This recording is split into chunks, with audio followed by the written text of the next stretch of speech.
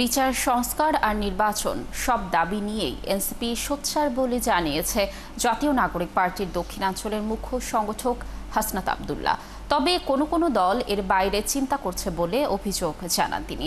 সকালে যশোরের একটি হোটেলে জুলাই গণঅভ্যুত্থানের আহত ও শহীদ পরিবারের সদস্যদের সাথে মতবিনিময়ে এ অভিযোগ জানান হাসনাত আব্দুল্লাহ।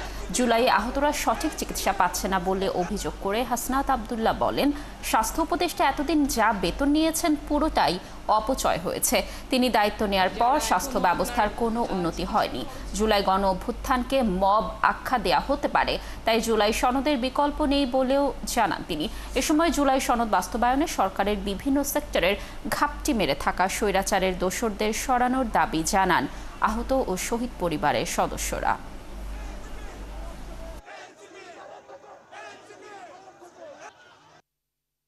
যারা এখনো আপনার চিকিৎসার খরচটা এখনো পান নাই, ক্যাটাগরি রিলেটেড প্রবলেম আছে, অনেকের যে কম্পেনসেশনটা পাওয়ার কথা, আর্থিক সহায়তা পাওয়ার কথা সেটা পান নাই, এগুলো যদি একটা তালিকা করে দিতে পারেন তাহলে আমরা যথাযথ কর্তৃপক্ষের কাছে সেটা পৌঁছে দিতে সুবিধা হবে। জুলাই ঘোষণাপত্র বা সনদ এই বিষয়টা হলো আমরা বারবার বলে আসছি এবং আপনারা জানেন গত 31শে ডিসেম্বর আমরা বলেছিলাম যে শহীদ মিনারে এটা ঘোষণা দিব এবং আমরা অলরেডি ড্রাফট করে সরকারকে দিয়েছি। এটা যদি আমরা না করতে পারি তাহলে আমাদের রক্ষা নাই।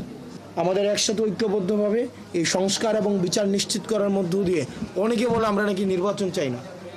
আমরা অবশ্যই নির্বাচন চাই এবং নির্বাচন হইতেই হবে। বরং আমরা দেখতে পাচ্ছি নির্বাচন ঠেকানোর জন্য আরও অন্যান্য রাজনৈতিক দল এখন ঐক্যবদ্ধ হচ্ছে। তারা নির্বাচন ঠেকাই দিতে চায় কিভাবে? তারা সংস্কার ঠেকাই দিতে চায়, তারা বিচার ঠেকাই দিতে চায়। বিচার এবং সংস্কার ঠেকানোর মধ্য দিয়ে, জুলাই ঘোষণাপত্র ঠেকানোর মধ্য দিয়ে তারা নির্বাচন পিছিয়ে দেওয়ার চেষ্টা করতেছে।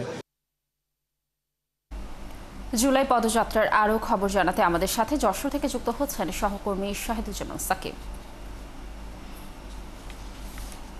সাকিব, এনসিপির পদযাত্রা এখন কোথায় রয়েছে আর পথসভায় নেতাকর্মীদের উদ্দেশ্যে নাহিদরা কি বলছেন, কি তথ্য রয়েছে, বিস্তারিত জানাবেন আমাদের।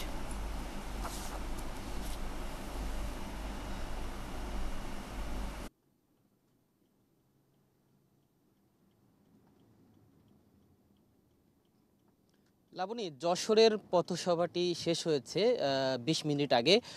সে পথসভা শেষ করার সাথে সাথেই কিন্তু জাতীয় নাগরিক পার্টির যে গাড়িবহর সেটি এখন খুলনার উদ্দেশ্যে রওনা হয়েছে। খুলনার শিববাড়ি এবং খালিশপুর শিল্পাঞ্চলে সেখানে আরেকটি পথসভা হবার কথা রয়েছে। আমরা এখন সেই গাড়িবহরের সঙ্গেই রয়েছি। একটু জানিয়ে রাখি যে কিছুক্ষণ আগেই যশোরের জজ কোর্ট মোড়ে যে সমাবেশ হয়েছে সেখানে এনসিপির কেন্দ্রীয় সকল নেতৃবৃন্দই প্রায় কথা বলেছেন।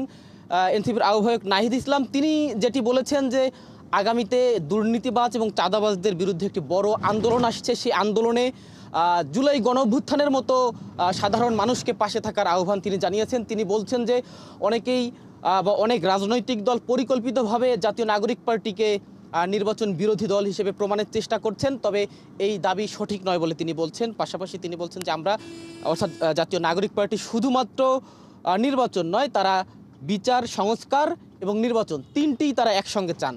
অর্থাৎ বিচার সংস্কারের আগে যেন কোনোভাবেই নির্বাচন না হয় সেই জোর দাবি কিন্তু নাহিদ ইসলাম করেছেন। অন্য নেতৃবৃন্দও কিন্তু একই বক্তব্যের পুনরাবৃত্তি করেছেন।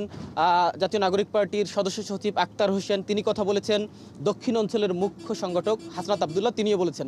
হাসনাত আব্দুল্লাহ যেটি বলবার চেষ্টা করেছেন যে শুধুমাত্র নির্বাচন যারা চায় তারা আওয়ামী লীগকে পুনর্বাসনের চেষ্টা করছেন, এমন অভিযোগ তিনি করেছেন। এছাড়া জাতীয় নাগরিক পার্টির সদস্য সচিব আক্তার হোসেন বলছেন সংস্কারের যে বিষয়, সংস্কারের আলাপ আলোচনাগুলো এখনও টেবিলে রয়েছে। অর্থাৎ আপনি জানেন যে ঐকমত্য কমিশন নিয়মিত রাজনৈতিক দলগুলোর সঙ্গে বৈঠক করছেন।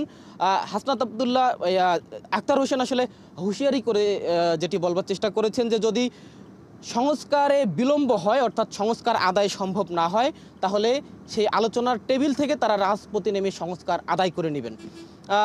এছাড়া নির্বাচন নিয়ে নানা ধরনের ষড়যন্ত্রের হচ্ছে বলে তারা অভিযোগ করেছেন। আমরা এখন আসলে খুলনার দিকে যাচ্ছি, সেখানেও নেতৃবৃন্দ বক্তব্য রাখবেন, সেখানে তারা কি বলেন আমরা সেসব খোঁজখবরও রাখবো। লাবণী। সাকিব, ধন্যবাদ আমাদের সাথে যুক্ত থাকার জন্য। আমরা নিশ্চয়ই খুলনায় এনসিপির যে কর্মসূচি থাকবে সেগুলো আপনার কাছ থেকে পরবর্তী সংবাদ সংযোগে জেনে দর্শকদেরকে জানানোর চেষ্টা করব।